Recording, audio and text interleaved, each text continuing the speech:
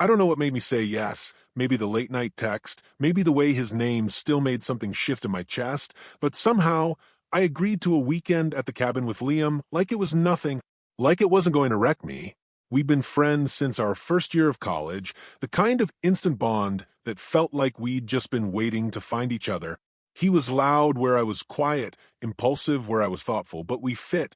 I don't think I ever meant for my feelings to get complicated. It just happened in the cracks. In the way he'd ruffle my hair when he was drunk or stretch across my bed and call it his spot, I used to brush it off. Just Liam being Liam. Just me being stupid. But here I was 6 years later, packing a duffel bag and triple-checking I'd brought enough socks. Like that mattered more than what I was really afraid of. That being alone with him, in that old sauna-lined cabin he'd inherited from his uncle, was going to stir up feelings I'd worked hard to bury. Or worse, confirm that he'd never feel the same. Liam had texted me last week.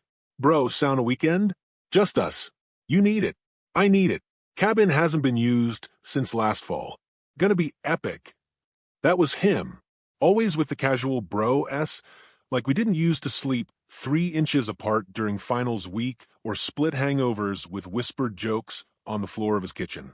The cabin was tucked up north, perched beside a frozen lake that would shimmer in the pale spring sun if it ever decided to show up. We used to go there every summer during college with a bunch of guys, beers, and no real responsibilities. This time, it was just the two of us. No distractions, no excuses. As I drove the final stretch of icy road, my stomach twisted. The pine trees blurred past in a quiet hush, snow still clinging to their branches despite the season. It felt like driving back into a memory I hadn't meant to revisit. I could almost hear the laughter from years ago echoing between the trees. Liam's voice, calling me by that nickname only he used. When I finally pulled up there, he was, propped against the porch railing like a summer still life, grin lazy, hair messy under a beanie, a beer already in hand. He waved like nothing had changed. But something had. I just didn't know if it was him or me. The thing about Liam is he doesn't do silence. Not for long anyway. Still drive like a grandpa, huh? He called as I stepped out of the car, stretching my back and taking in the cabin that looked exactly like I remembered it. Weather-worn siding, chipped red paint, the faint smell of cedar and old smoke clinging to the air. You're just mad because I don't barrel through snowbanks like I'm in a Fast and Furious sequel. He laughed, that full-bodied sound that came from somewhere deep in his chest. God, I'd miss that. We hugged like guys do. Quick, one-armed, all-shoulder slap. But it lingered a second too long for me. I inhaled more than I meant to. He still smelled like pine soap and campfire nostalgia. I stepped back before I said something dumb. Inside, the cabin was exactly how we'd left it the last time we were here. Scarred wooden floors, the worn brown couch, that ridiculous moose painting hanging crooked over the fireplace. Place hasn't changed a bit, I said, dropping my bag beside the old armchair. Neither have you, Liam said, grinning as he threw his own duffel onto the couch. Still folding your clothes like someone's grading you. It's called being a functional adult. You know what's also functional?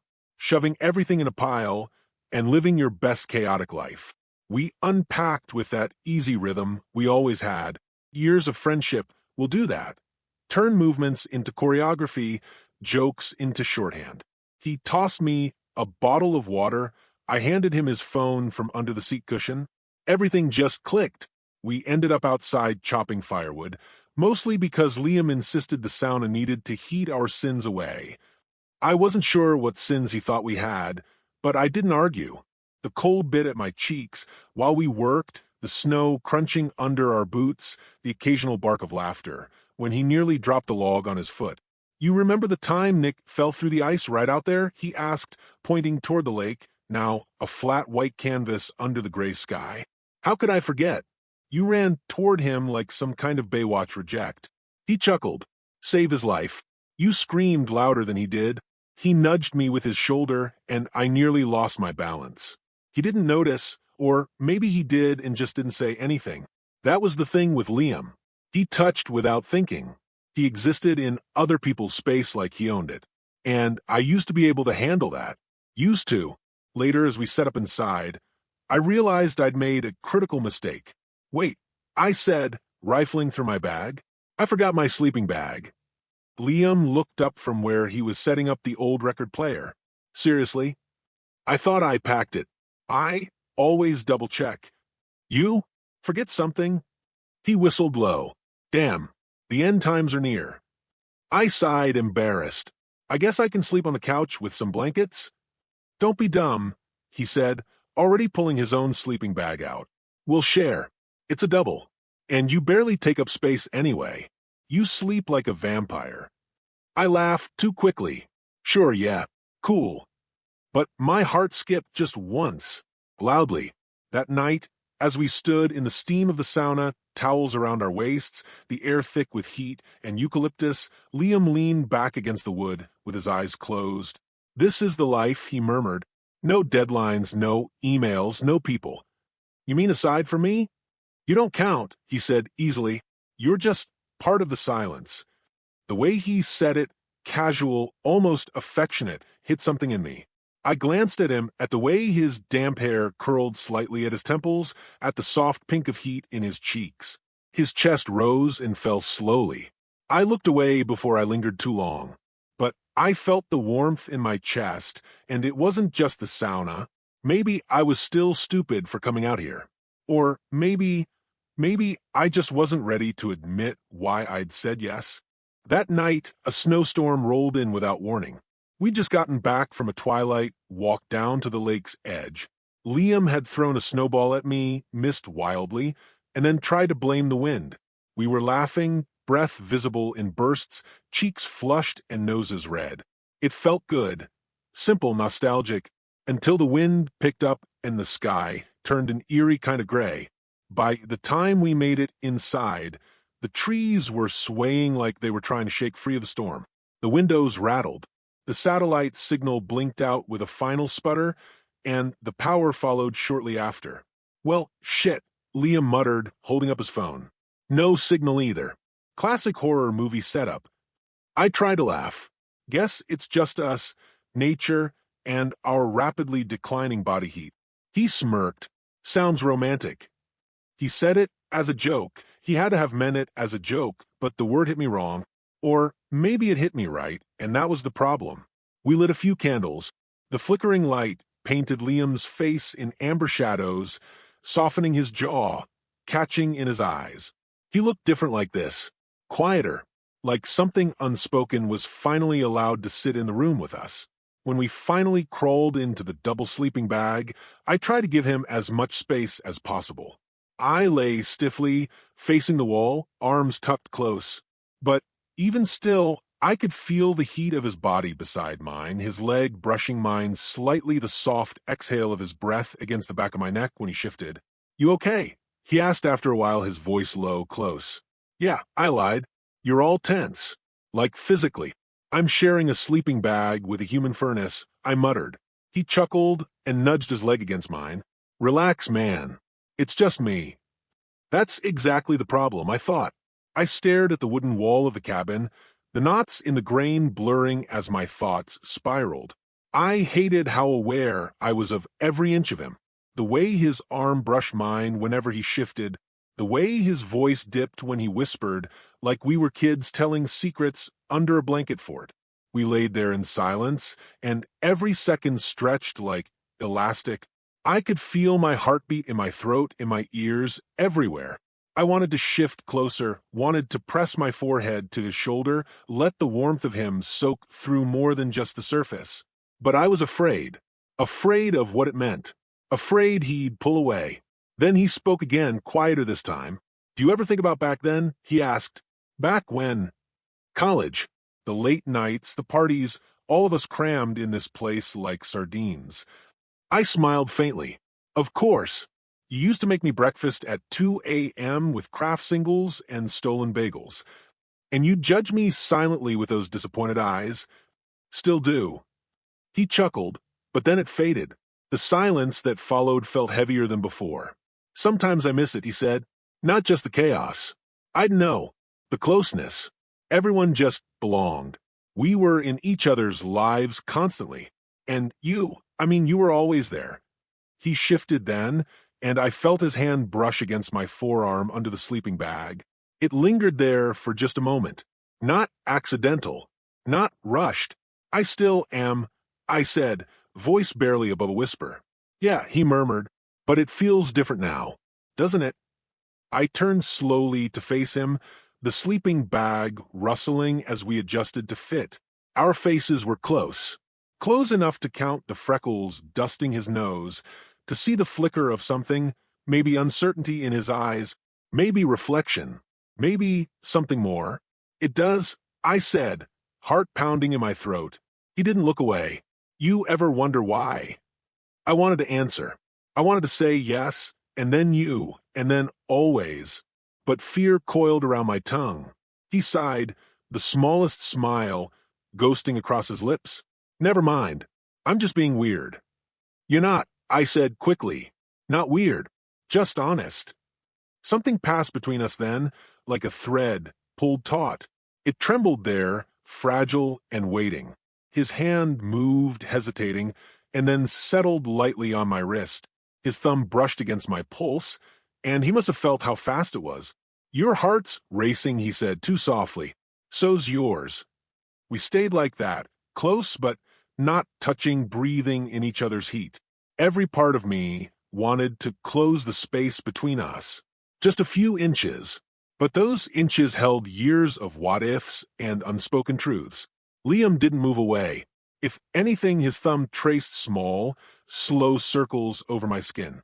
My chest ached with the weight of everything I wasn't saying. Everything I was afraid he already knew. This moment, this strange, flickering space between sleep and confession, wasn't supposed to happen. But I didn't want it to end. Because even if nothing changed after this, I'd still remember it. The softness of his voice, the weight of his hand, the possibility trembling quietly between us.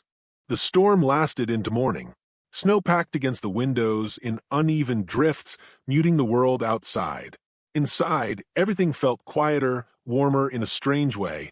The fire had burned down to coals, and our shared body heat was the only thing keeping the chill from crawling up our spines. Liam was still asleep beside me, arm thrown lazily over his eyes, mouth slightly open.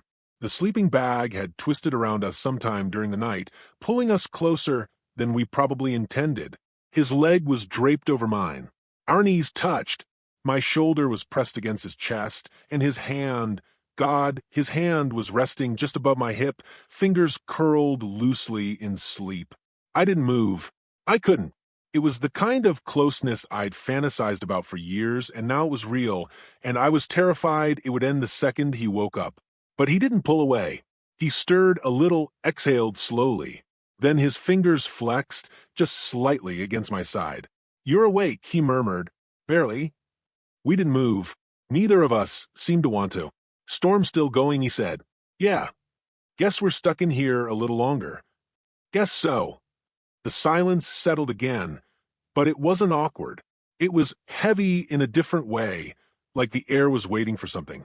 I could feel it in the beat of my heart, in the way his breathing had changed.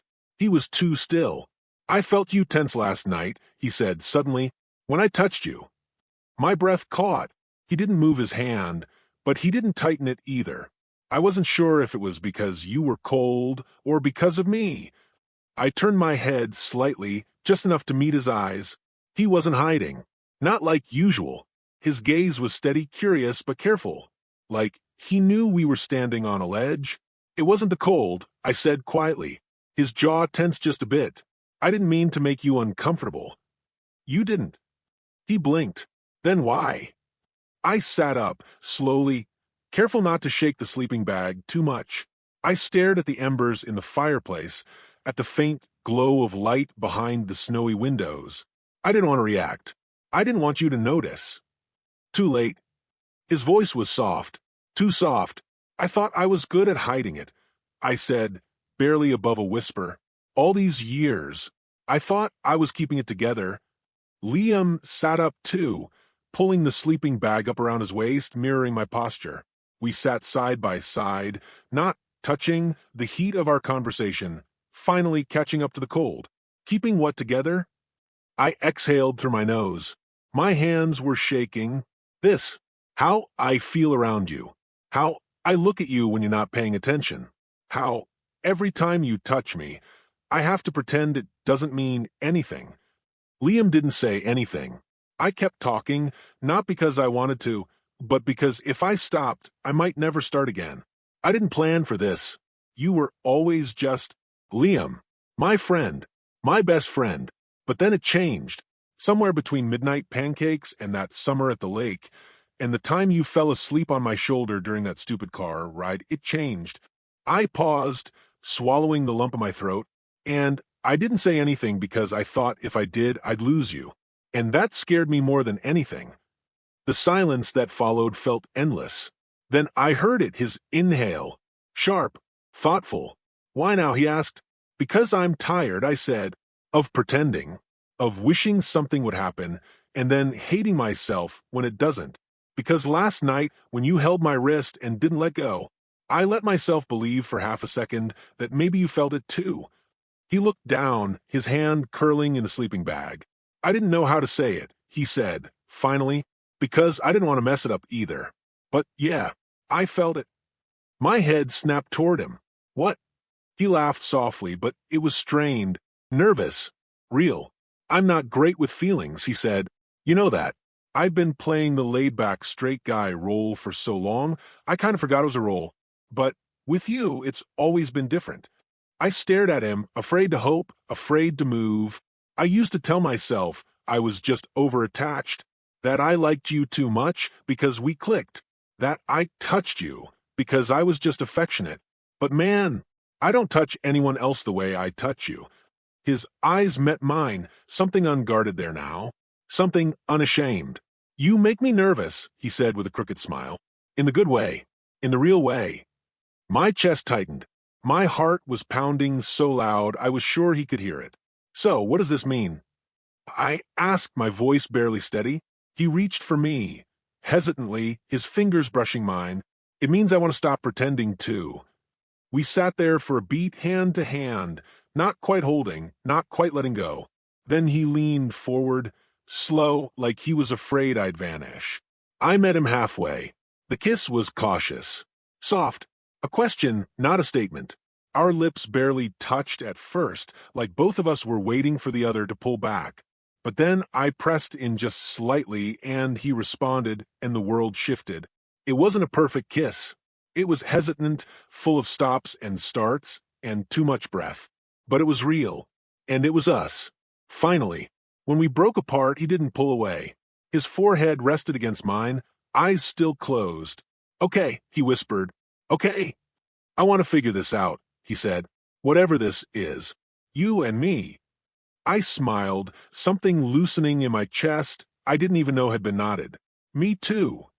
He kissed me again, quicker this time, more sure of himself, and I felt something like relief flood my body. Like I'd been holding my breath for years and had finally come up for air. Outside, the storm still howled, but inside, everything had changed. I wasn't alone in this anymore, and neither was he. We didn't rush to get up.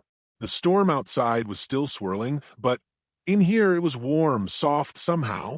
Liam's shoulder brushed mine as we leaned back against the wall, our knees tucked close under the sleeping bag. The kiss still hummed in the space between us like a fresh spark catching air. Neither of us spoke for a while, and I didn't mind.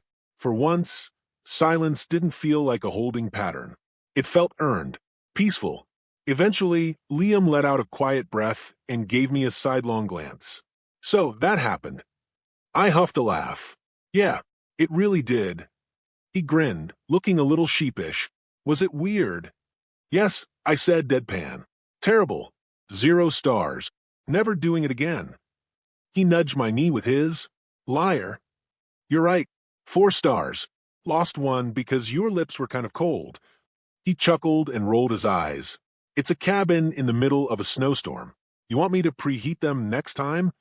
I'm just saying, I teased. For a guy who had so much game in college, I expected fireworks. Oh, you want to talk college game? Should I remind you of your 3-week crush on that barista who called you, bud? I groaned and buried my face in my hands. Low blow. Fair blow, he said smugly. We laughed real full-bodied laughter, and it felt like something had cracked open between us. The usual filters we wore around each other, the deflections, the long pauses had softened. And underneath it was something startlingly easy. Natural. Us but changed. Liam shifted, one leg brushing against mine under the sleeping bag. So, what now? I glanced at him. He was watching me carefully, fingers fidgeting with the edge of the fabric. Vulnerability wasn't his default setting, but it was peeking out now, raw and honest. I don't know exactly, I admitted, but I know I don't want to go back to pretending. Same. I'm not expecting you to have it all figured out, I said. This isn't a rom-com. I know it might be weird. We've been friends for so long, but it doesn't feel weird, he said, cutting in. That's the thing. It feels overdue. I looked at him, heart-catching. Okay, I said softly. He reached over then, carefully, slowly, and took my hand, just like that. Fingers sliding between mine like it was always supposed to happen. It's not going to be easy, he said. There's a lot I haven't said out loud yet. To myself, let alone to anyone else. I nodded. I get that. But I want to try. With you. If you'll have me. There was no hesitation in my answer. Yeah, I will. He squeezed my hand gently. We sat there, watching the faint flicker of snowlight drift through the fogged windows, the world reduced to soft shadows and skin-warm stillness. Later, when the fire had long since gone out and we'd eaten granola bars for breakfast, Liam sprawled beside me on the cabin floor, his head resting lightly against my shoulder. I'm going to have to tell my brother, he said suddenly. He's going to lose the bet. I raised an eyebrow. Bet? He smirked. 2 years ago, he said, you've got a thing for your best friend. Just admit it. I said, you're insane. He said, give it time. I laughed. So, he knew before you did. Apparently. Asshole. We grinned. But then, the moment softened again, and he looked up at me. Seriously, though, when we get back to the city, I want this to be real. Not just something that happened in a cabin during a snowstorm. It is real, I said, brushing a hand through his hair, and I'm not going anywhere. He closed his eyes for a moment and leaned into my touch. Good, he whispered, because I think I've been waiting for this for a long time. Me too. By the time the storm finally let up, the world outside looked brand new. The snow had blanketed everything, trees, trail signs, the old wooden bench where Liam once dared me to eat a pinecone for science, in a clean, untouched stillness. It was like the whole forest had paused and pressed a reset button. In some strange way, I felt like we had too. Packing up took longer than it should have, mostly because we kept bumping into each other and not moving away. Our hands brushed too often to be accidental. His fingers curled around mine when I handed him his gloves. He didn't let go for a full minute. We hiked out in silence for the first stretch of trail, but it wasn't awkward. The silence between us had taken on a new weight, one that felt good. Secure, like a conversation without needing words. At one point, Liam glanced over, his cheeks pink from the cold and his breath puffing out in soft clouds. You cold? He asked. I started to say no, but then he stepped closer, slinging his arm around my shoulder, just like he always had. Only this time, it meant something different, and we both knew it. He looked ahead again, a small smile tugging at the corner of his mouth. This doesn't change how many times I'm going to beat you at hiking, he added. You've never once beat me at hiking. That's not true. That time I brought extra trail mix, and you forgot yours? Total win. Oh, so snack superiority is the new metric now? Obviously. We grinned at each other like idiots and kept walking, the trees whispering overhead. Back in town, the world felt louder, busier. We stopped for coffee before hitting the road, and I caught Liam watching me across the table as I blew on the lid of my drink. What? He shrugged, just trying to memorize this. This? I raised an eyebrow. He nodded. This moment. You. That stupid cinnamon dust on your nose. The way you always stir your coffee like it's going to confess something. My hand froze mid-swirl. He smiled. Don't look so surprised. I noticed things too. I leaned back, heart doing its now familiar flip. You really suck at being casual now, huh? Yeah, he said, laughing. I blame you. We didn't talk too much about logistics, about coming out, or who we'd tell first, or how this would all unfold. We'd get there, one step at a time. But when we pulled up outside my apartment and he walked me to the door, something shifted. He lingered, his hands deep in his jacket pockets, snow still melting in his hair. He began, then stopped. I'd been thinking about something. Yeah, that stupid sauna at the cabin. I raised a brow. You mean the one that broke after 2 hours and smelled like burnt cedar? He chuckled. That one. You were so annoyed we couldn't use it again. Of course I was. I was looking forward to sweating out my feelings for you. He smirked. Guess you didn't need the steam for that. No, I said, stepping closer. Turns out it only took a snowstorm, a fireplace, and one very confusing night. His hand reached out and found mine, fingers wrapping around like they'd always belonged there. Next trip, he said more seriously, we pick a cabin with a working sauna. No emotional breakdowns required. I smiled, heart full and light all at once. Deal. We stood there a moment longer. Then he kissed me, soft and sure, and I let myself melt into it. When we pulled apart, he rested his forehead against mine. This is just the start, right? He asked. I squeezed his hand. Yeah, the beginning. He smiled. Good. I like beginnings, especially with you. And as he walked away, glancing back one last time with that grin I'd fallen for years ago, I knew with absolute certainty, whatever came next, messy, beautiful, uncertain, it would be ours, together.